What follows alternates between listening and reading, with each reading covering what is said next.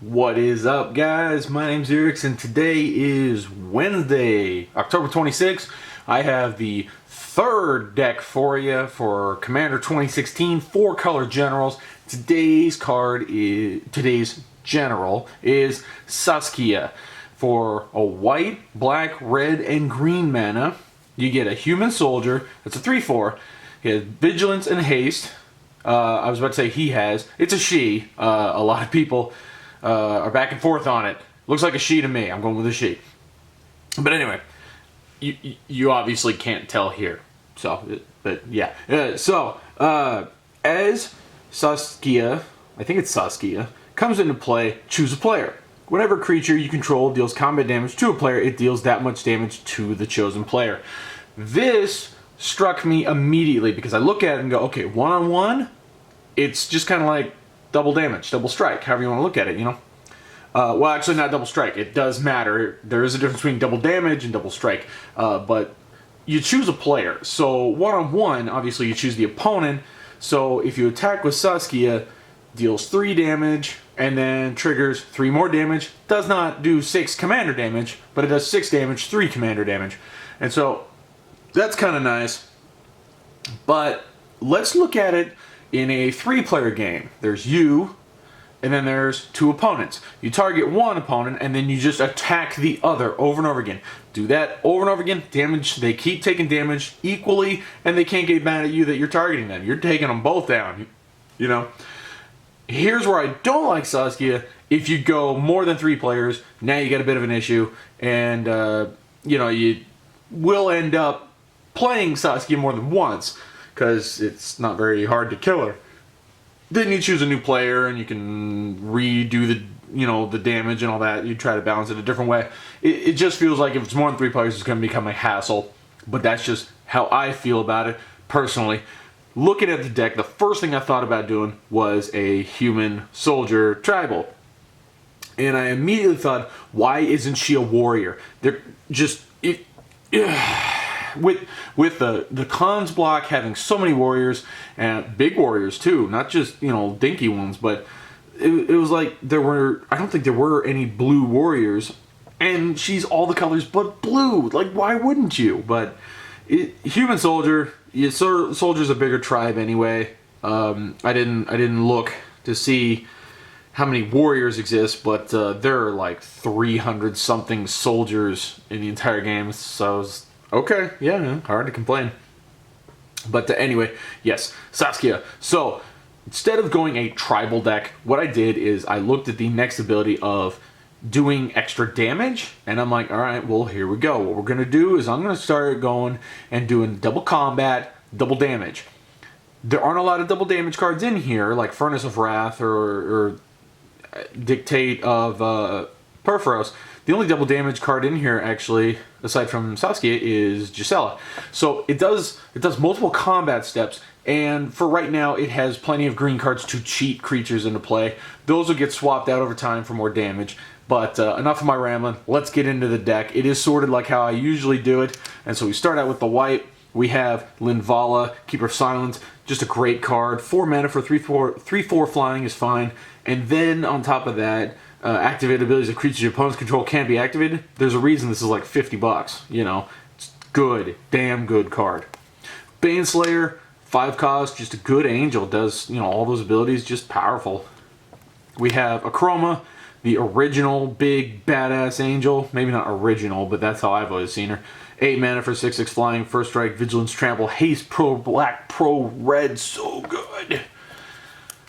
That's it for the white creatures, the mono white creatures anyway. We have plenty of spot removal here because we're trying to get through and hit the opponent so we can trigger Saskia here. Plenty of spot removal, so we have Path to Exile, Condemn, Swords of Plowshares, and I like Afterlife. Not a lot of people do, but it destroys target creature. It's not like, Go for the Throat, where I believe it can't destroy a black. No, an artifact.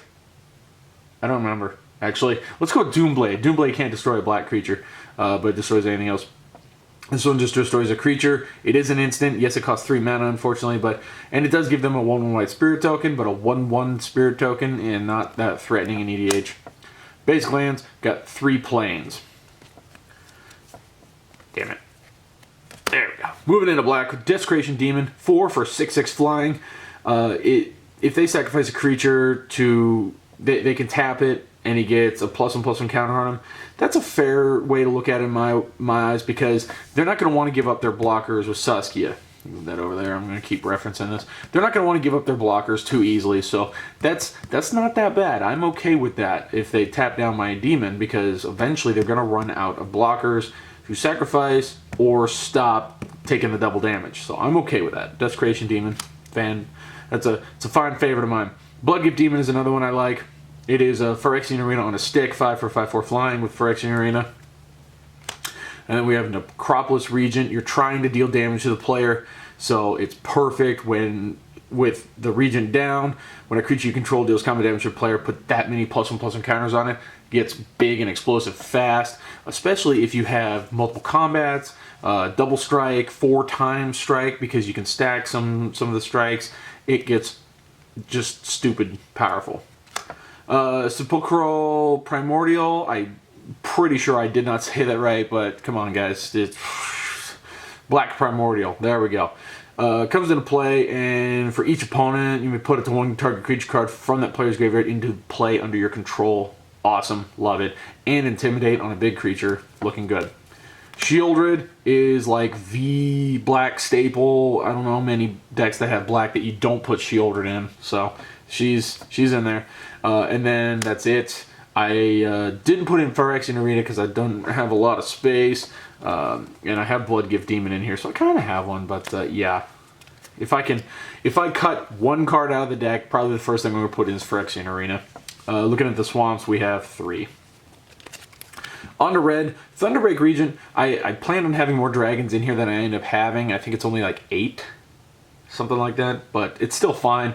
4 for 4/4 flying is still a fine card, and he works on himself, so if they try to target him, they'll take 3. Any other dragons, they take 3.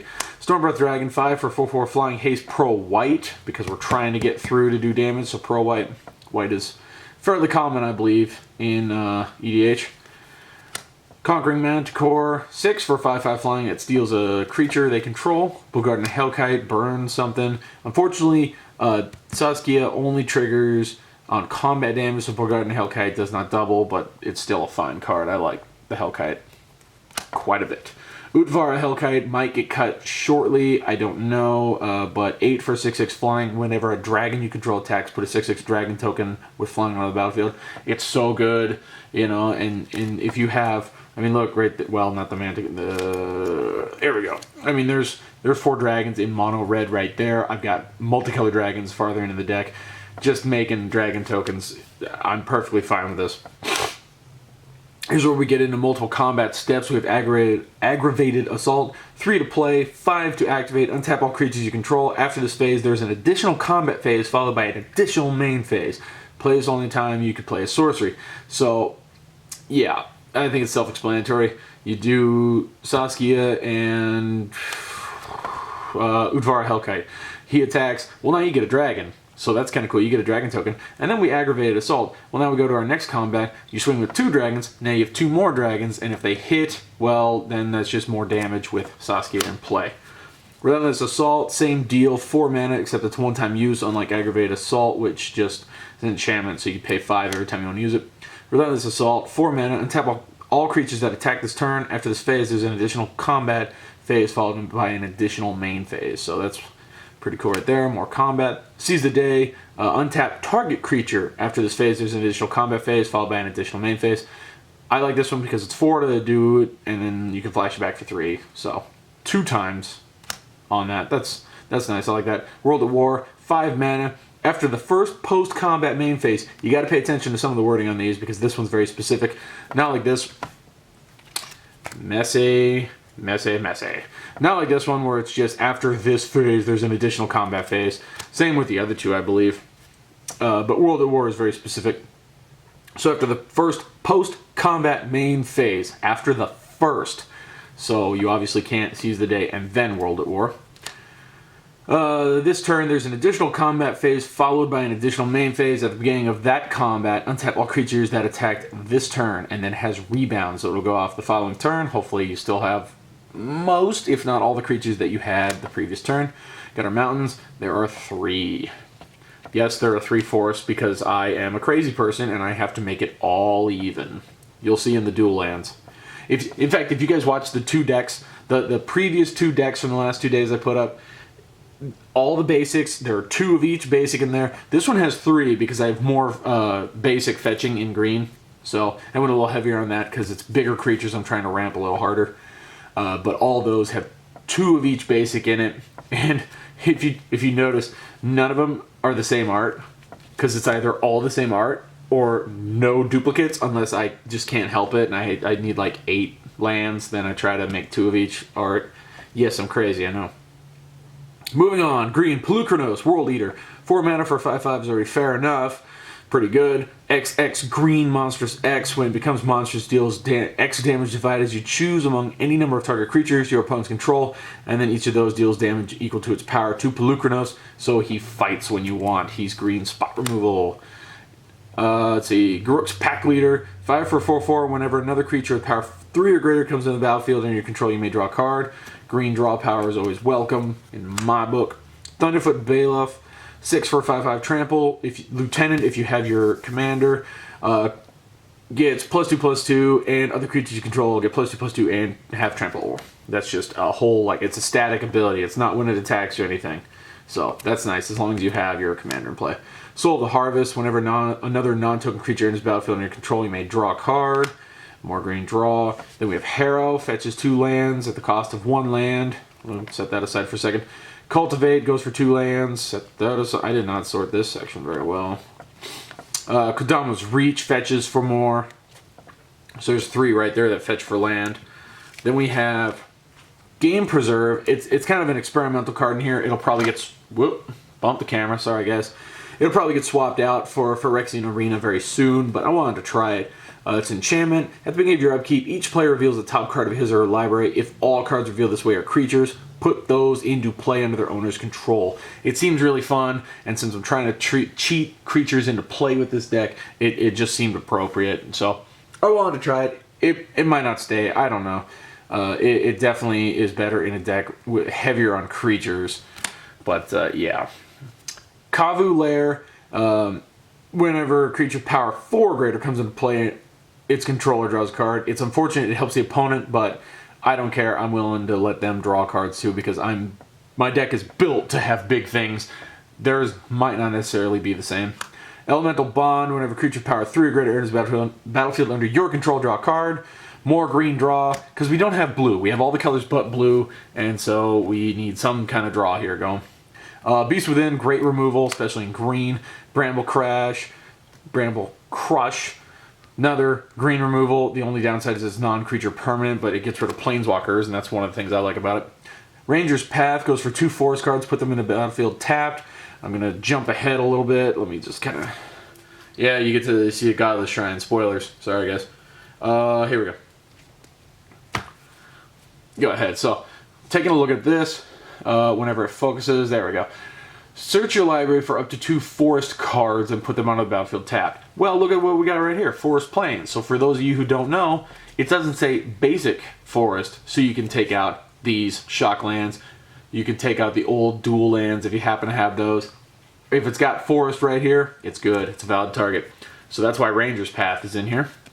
Explosive Vegetation goes for 2 more basic lands. Defense of the Heart. During your upkeep, if one of your opponents controls 3 or more creatures, sacrifice this and search your library for up to 2 creature cards. Put them into play. Shuffle your library. Cheating creatures down. This is Expedition. Goes for 2 lands. See the Unwritten. Reveal the top 8 cards of your library. You may put a creature card from among them on the battlefield. Put the rest in the grave. Ferocious. If you have a creature with power 4 or greater, you can take 2 creatures instead of 1. Cheating more creatures. Tooth and Nail. We're cheating more creatures. I think everybody knows Tooth and Nail, but I'll read it for those who don't. 7 mana, choose 1, search your library for up to 2 creature cards, reveal them, put them in your hand, then shuffle your library, or put up to 2 creature cards from your hand onto the battlefield. Entwine 2, so if you pay 9 instead of 7, you can do both. And yes, it goes in order of the cards, so you go through the deck for 2 creatures, then you put 2 creatures in your hand into play. Genesis Wave, X, green, green, green. I love this card, it's so cool to get it going for 10 or more. Reveal the top X cards of your library. You may put any number of permanent cards with convert mana cost X or less from among them onto the battlefield. Then put all cards revealed this way that weren't put on the battlefield into your grave. If X is 10, you can cast pretty much everything. The only thing that's not staying, instants and sorceries. Love Genesis Wave. It's so cool. I like to put it in all my decks that are green, that ramp even the slightest bit. And here we have my, of course, 3 different picture forests. I just want to say, how great is that art on that forest? I love this forest so much. And everybody I know who sees it goes, yeah, it's a damn fine looking forest, even if this tree kind of looks like it's floating for whatever reason. I don't know. Multicolor cards! We have Divinity of Pride, because 5 for an 8/8 flying lifelink is just too good. Yes, it says 4/4, but it gets +4/+4 if you have 25 or more life. And in EDH, we start with 40, so it's 5 for an 8/8 flying lifelink as far as I'm concerned. We have Fire Main Avenger. I'm going to kind of move it closer because with the full art, it's harder to read it. Come on, there we go. So it is 2 red-white for a 3/3 flying. Battalion, whenever this and at least 2 other creatures attack, Fire Main Avenger deals 3 damage to target creature player and you gain 3 life. I love Fire Main Avenger. That picture, just like everything about it, I love. It's a cheap angel, and I've always been looking for cheap angels because I wanted a 60-card casual deck that was straight angels. Very hard to do before they started printing cheaper ones like this, and not cheaper, shitty ones. This one's 4 mana for a 3/3 with Lightning Helix built in. The only hoop you got to jump through, you got to attack with at least 3 creatures, 2 and Fire Main Avenger. But that's fine with me. I'm okay with it. I love this card. Personal favorite. Aroa's God of Victory, 2 red-white for a 7/4 indestructible. As long as your devotion to red and white is less than 7, he is not a creature. He's just an enchantment. Creatures you control can't be blocked except by 2 or more creatures. Prevent all damage that would be dealt to attacking creatures you control. He just screams combat, and this is all about combat. Sigarda, 2 green, white, 5/5 flying hexproof. Spells and abilities your opponents control that cause you to sacrifice permanents.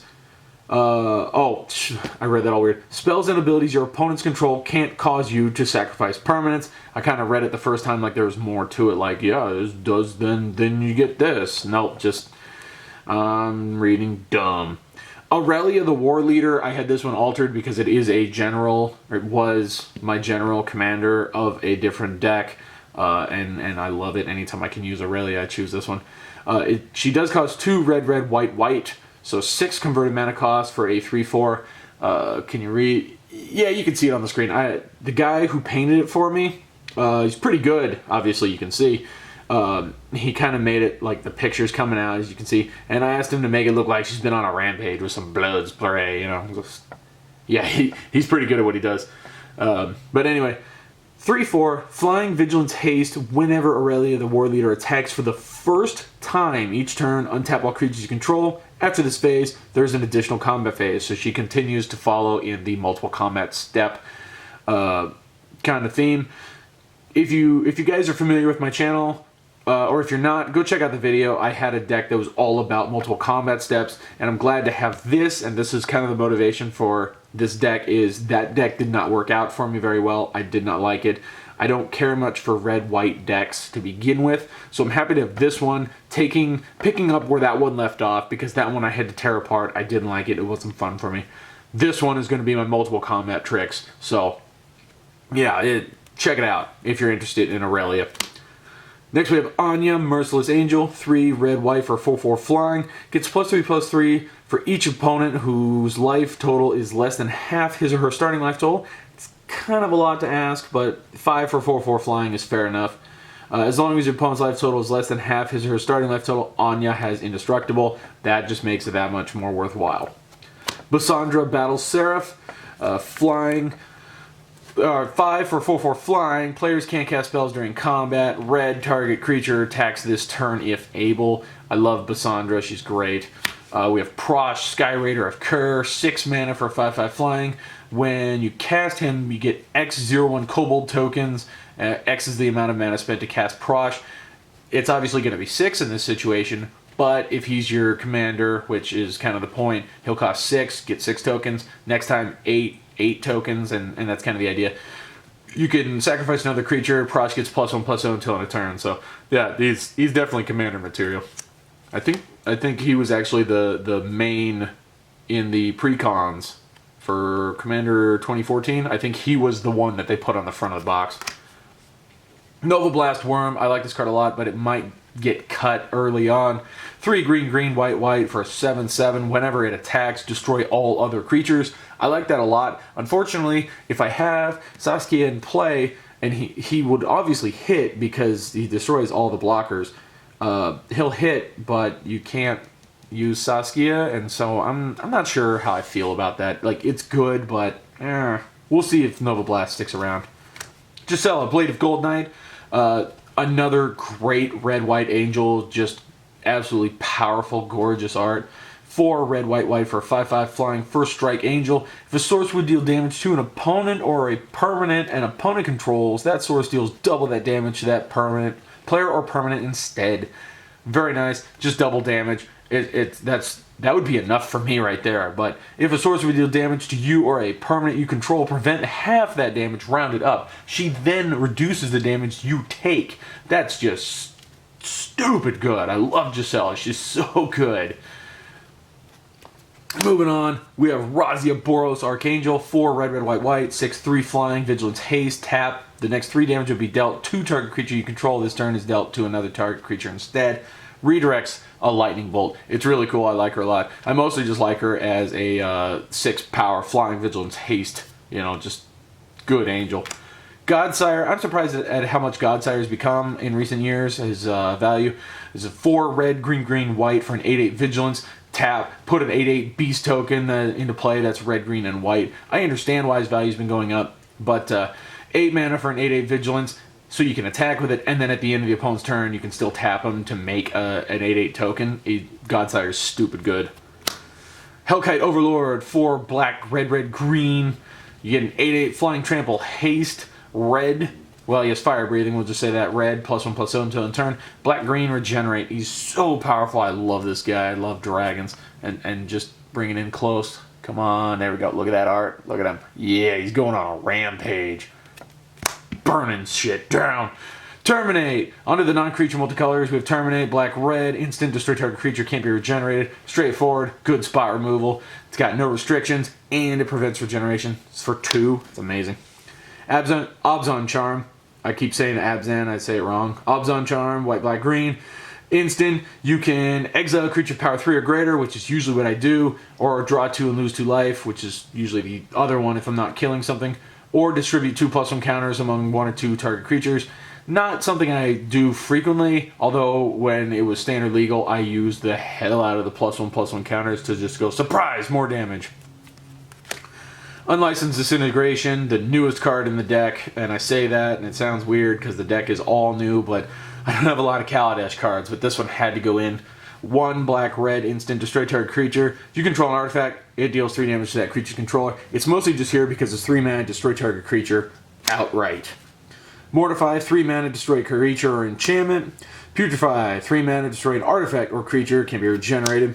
Then we have Waves of Aggression, 3 red or white, red or white. So the hybrid mana, 5 total. Untap all creatures that attack this turn. After this main phase, there's an additional combat phase followed by an additional main phase. The thing I love about this one, it has retrace. So if you draw a land late in the game, you're not really gonna play it. Basic lands are garbage. Any lands are garbage if you already got 14 of them down. So you just retrace, discard that, and you can cast this out of the grave, and it stays in the grave. It's awesome. I love it. Onto our lands, we have, I'm gonna pick it up, make it easier on me. 3 green white, 3 white black, 3 black green because I'm not crazy, 3 red white, 3 black red, 3 red greens. We have 6 2-color lands. Each one is the Khans land. Each color pair has the Khans, the Guild Gate, and the Shock land. Because yes, I know I am crazy. I have to have all that balance there, or I just lose my mind. We have the Tri-lands, all 4 of them that are available. So Nomad Outpost, Jungle Shrine, Sandstep Citadel, Savage Lands. And then on to ones that provide all the colors. We have Rupture Spire and Transgale Promenade. A lot of people don't like these too much. I think they're great. I understand why they don't like them, because they A, come into play tapped, and B, you have to pay 1 or sacrifice it.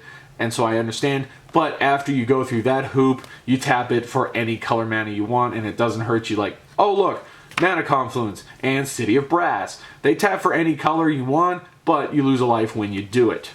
Command Tower, the best of the multicolor things, because you just tap for any color mana, period. That's it. There's no downside.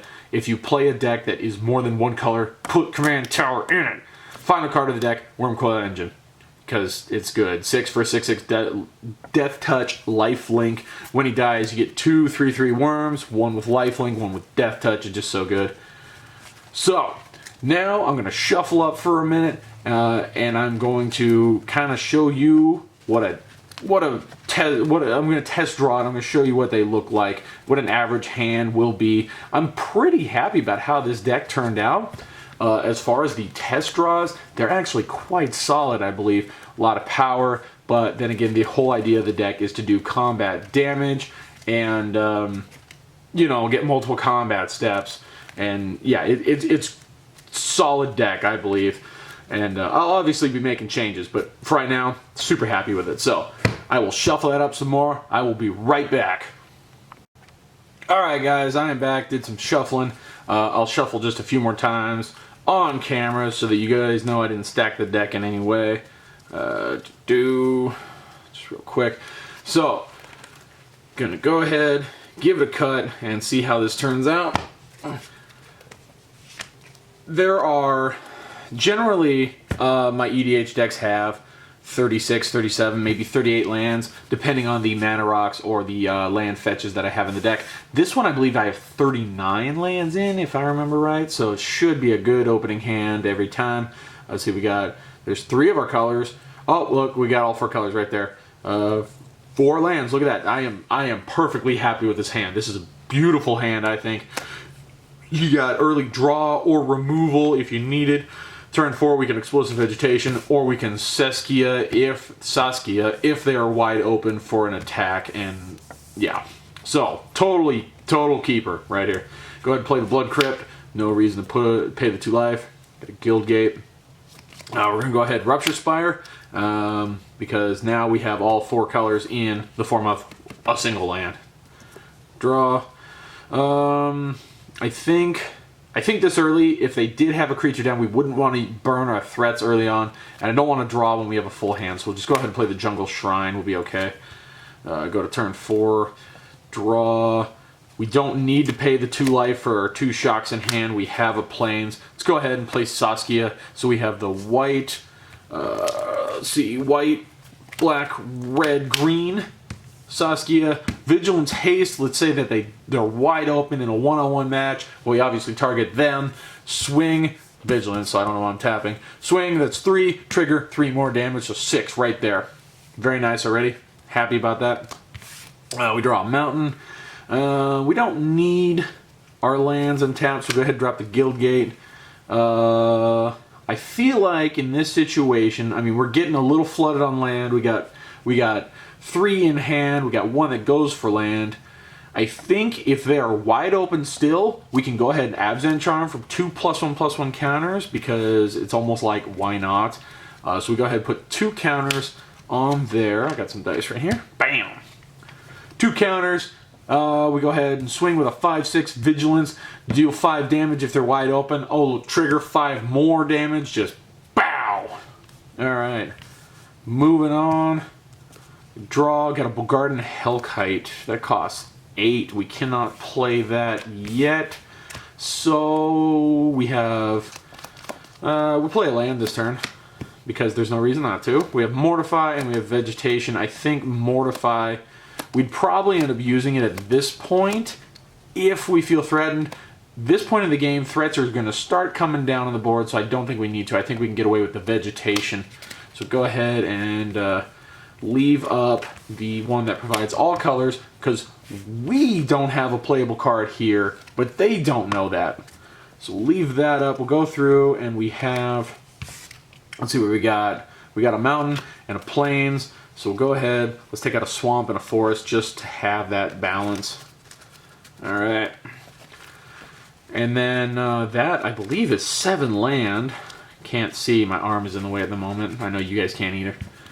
So I believe that's 7 lands. So next turn we can cast Bogarden and Hellkite. And while we've only got Saskia so far, only single creature, it looks pretty good, I think. Something I was considering putting in here because it's just big creatures and going for lands was Omnath. Omnath, the red-green one, not the little green one that does mana. I can't remember any names right now. I think it's Locus of Rage is the one I'm thinking about. You know what? Here, I know I have it right here. Just yeah, Omnath, Locus of Rage. This guy, he's 7 for a 5/5. Landfall, you get a 5/5 red and green elemental token into play. And then whenever it or another elemental you control dies, Lightning Bolt a creature or player, pretty good. I'll probably end up putting him in here because he fits the theme of big creatures and he makes big creature tokens just by playing lands. I mean, he's already good enough on his own. There aren't a lot of elementals in here, so second ability is kind of wasted, but I mean, he works off himself. So if you get 1 token and then he dies, you get to bolt once, I think that's pretty good value. So there's something to consider. You guys watching, I might end up putting that in there right after this video and test that. I don't know. I didn't even think of him when I was building the deck for whatever reason.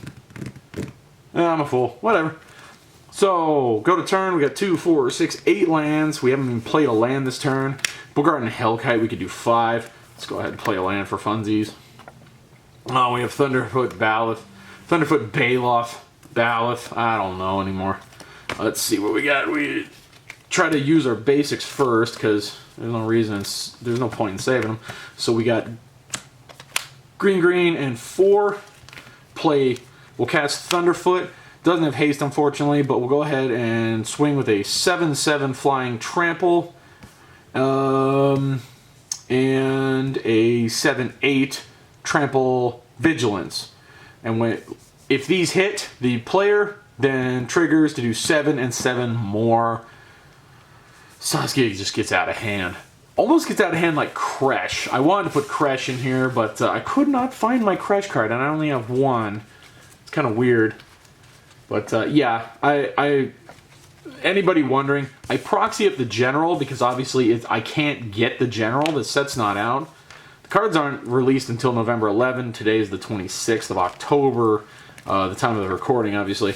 So I can't get them. And I don't want to go through and proxy an entire deck. That's not fun, you know. So these are all cards that I just had readily available laying about, and that's why you don't see anything of the rest of the new Commander 2016 cards in here, because I don't have those, and I don't want to draw up a ton of slips of paper because it's like proxies kind of bug me a little bit.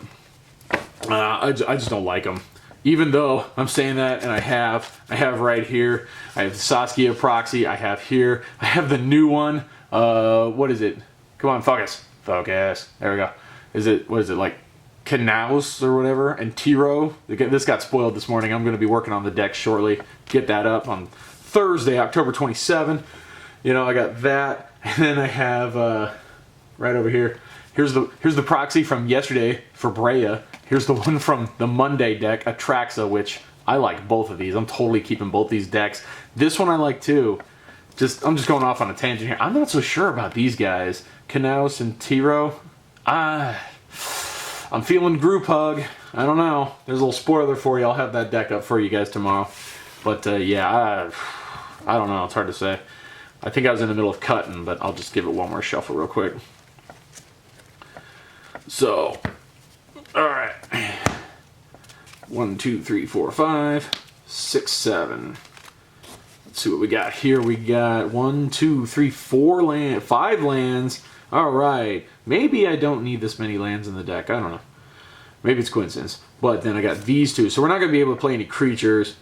But we can play Explosive Vegetation. That's something. Defense of the Heart is awesome because if the opponent has 3 or more creatures, it locks them down to having just 2 creatures, or they finally go, you know what, fuck it, whatever, and they start playing creatures, and then you get 2 for free out of your deck. I love it. Let's go ahead and play the Highlands, because why not? Ooh, Fireman Avenger. I love that picture. Let's do Godless. Well, yeah, let's do Godless Shrine. there's no... It's kind of wasteful because we could put it into play untapped and we're not going to cast anything this turn, but I would much rather get the balance of the 4 colors. I lied, I can't do it. Jungle Hollow, yeah, save Godless Shrine for later. Let's see, anything that costs 3? No, okay, now Godless Shrine. So in the end it didn't matter anyway. But we didn't know that. We didn't know what the top card was going to be. We didn't know it was going to be an 8-cost Godsire. Untap, draw... Let's play, if we don't have to take damage from City of Brass, let's play the Mountain. I would say we go ahead and do Firemane Avenger, so that we can attack with it and Saskia next turn.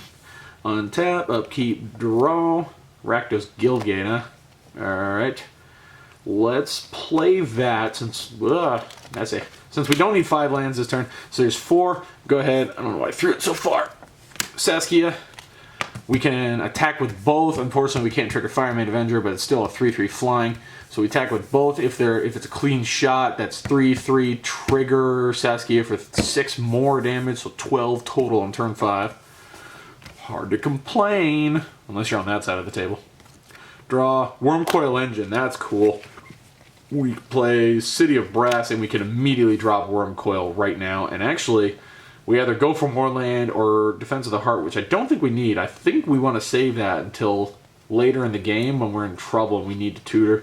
Yeah, 6 mana. We take 1 off City of Brass, but no big deal. Wormcoil Engine. Swing with these 2 again if it's still open for 3, 6, and then 12 more damage off the Saskia's effect. You see how this is going? Obviously, it's going to be a very different argument when there's somebody sitting on that side of the table doing things, but... I feel real confident about this deck and the way it's built right now. Just the multiple combats. And like I said, what I'm planning on doing right now is I'm going to go and I'm going to get the cards. I'm going to go and replace some of the cards in here with the double damage cards like Dictative Perforos and Furnace of Wrath, like I mentioned earlier. So that I'll be doing... my hope is that I'll end up having a deck that can do 2 or 3 combats in a single turn and double or quadruple damage on all those combat steps. So you swing with 2 5/5 angels, you know, well we go, alright, well there's 10 doubled to 20. Second combat, 10 doubled to 20. Third combat, you know, it's 60 damage. It snowballs so hard. It's awesome. I love it. I'm hoping to do that. Because that's originally what I wanted to do with my Aurelia EDH. Didn't work out though, because there wasn't any draw power. There wasn't good removal. Well, there was good removal, but there wasn't enough of it for my taste. Let's see. Here's a different kind of draw. We got 2 lands. You obviously wouldn't want to keep this in a real game because everything that you have costs 4 and up. But let's keep it just to see what happens here. So play the Guildgate. We draw, not a land. Command Tower, Aurelia. Okay, so that's a bad idea, and that's why I want to keep this. So you guys both just saw both those last 2 look pretty good from the start. This one, there we go. There's a land. This one you kind of get an idea of the bad. So that's what I'm here. That's what I'm here doing with these videos like this, trying to kind of show you and go, hey, look, this is what could happen. Unfortunately, we're still stuck on the 3 lands. So 3, 4, 5, 6, 7, 8 cards. I'm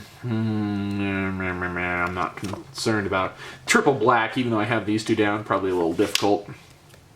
All right. Let's get rid of...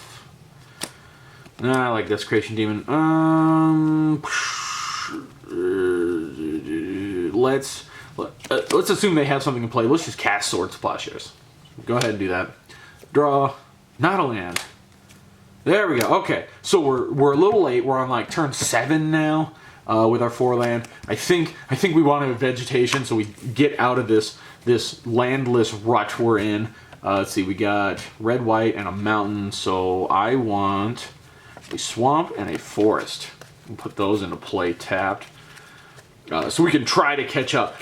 The worst case scenario, we're going to be on par, and they might have got some easy shots in before we drew our 4th land there.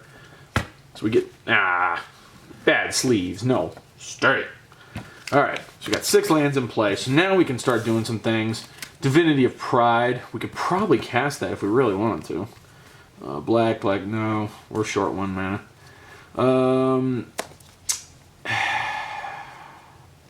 We could play 1 6-cost creature, which is Aurelia, or we could do Sigarda, which she'd be fine with the hexproof. They couldn't take her out, our only threat so far. But I almost want to say that we do Nissa's Expedition and try to continue to catch up on our lands, because we are not looking pretty here. Go ahead and take Forest Swamp again. Yeah, this is not a good situation. But it could be worse. Could be worse. You know, if you would go 5, 6 turns in a row not drawing, and you're stuck on those 3 lands, and the opponent has like 8, and they're already starting to do stuff, I think you just scoop it up and go, well, all right, well, that's a bummer. Okay, so we got 2, 3, 4, 5, 6, 7, 8 lands down there. Get that over there. We have 5 basics. Okay, so we got to be careful with those. How we plan it out. I'm feeling like with 8 we want to play 2 of our 4-cost things. So probably with Desecration it'd be easy to start getting rid of some of their stuff. They don't want you to start swinging. So I'm feeling like we want to go ahead and do double black and those 2 Desecration Demon. Then we go white, black, red, green. Saskia, obviously targeting the opponent. You wouldn't want to target yourself. Go to the next turn. Or go to combat. Even though Desecration Demon can't attack, you can get... no, never mind. I was thinking of it backwards. I was thinking you get a counter or it's tapped. That'd be so much better. But no, they'll just go like, okay, he can attack, whatever. If they tap him, he gets a +1 counter. Alright, so Abzan Charm. With Desecration Demon down, we can try to catch up with See the Unwritten, because I'm a gambler. I like that card. Obviously, I like a card that's in the deck. Let's, you know what? Let's do it. Let's See the Unwritten to see what comes up. We go ahead. It costs 6. There's our double green over on the left, and that, because we want to make it seem like we have something we can do with the last 2 mana, you know, so leave that up. 1, 2, 3, 4, 5, 6, 7, 8 cards with the Ferocious trigger in the form of Desecration Demon, so we can put 2 creatures out of here into play. No. Ooh, Wormcoil. Ooh, Razia.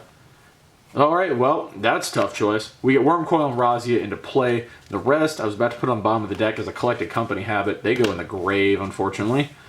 But that's okay, because, I mean, it's just 2 pieces of removal and 4 lands. I think we'll survive. So, that looks pretty good, actually. I like this a lot, because now we go to combat. They have to do something about Desecration Demon to let him attack, or tap him.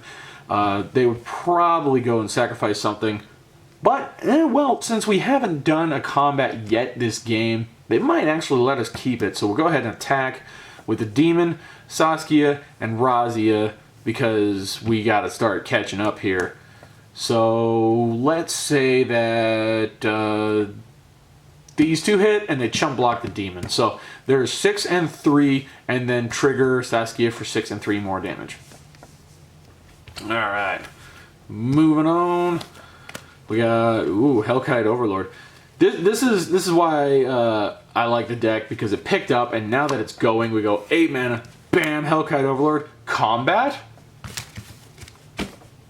Yeah, it just, like, the scary amount of power here, you know? These are vigilant, but it's just a scary amount of power that can just be boom right there. And that was kind of the idea, is double combats, double damage, and then cheat creatures into play is kind of a third little theme going on there.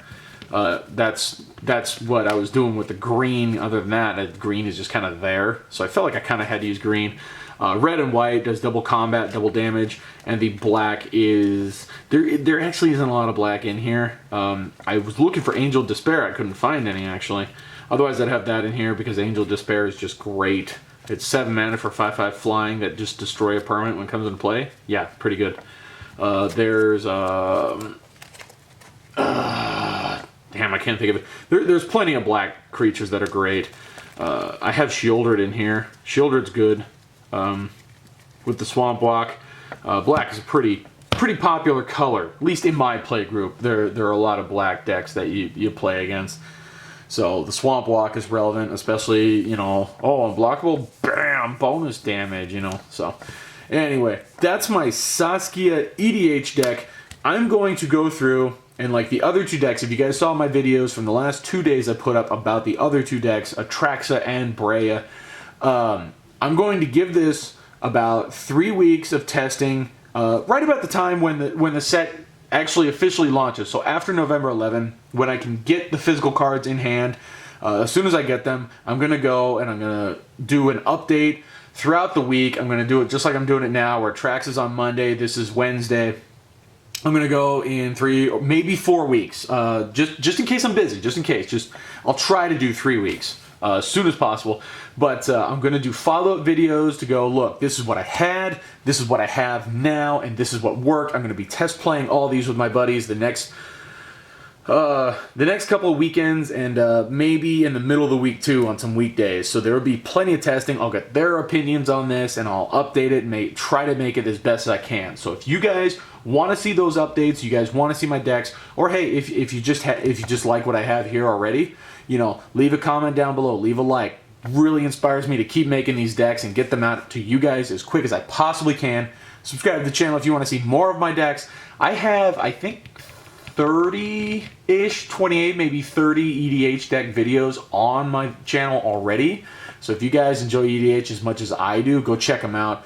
And I will definitely, spoiler for you, this is tomorrow's video. This is going to be the Thursday video. I'm going to build this deck. I'm going to start working on that right now, actually. This will be going up. And then, right now, 4 of the 4-color commanders are spoiled. There's still 1 more we haven't seen yet, and that'll be going up Friday. Hopefully that'll be spoiled today, probably tomorrow morning. But, yeah, hopefully we get that soon. So, if you guys want to see all that, if you like my videos, leave a like. Motivates me. So happy when you guys do. Thank you guys for watching, and I will hopefully see you all in the tomorrow's video, in the next EDH video.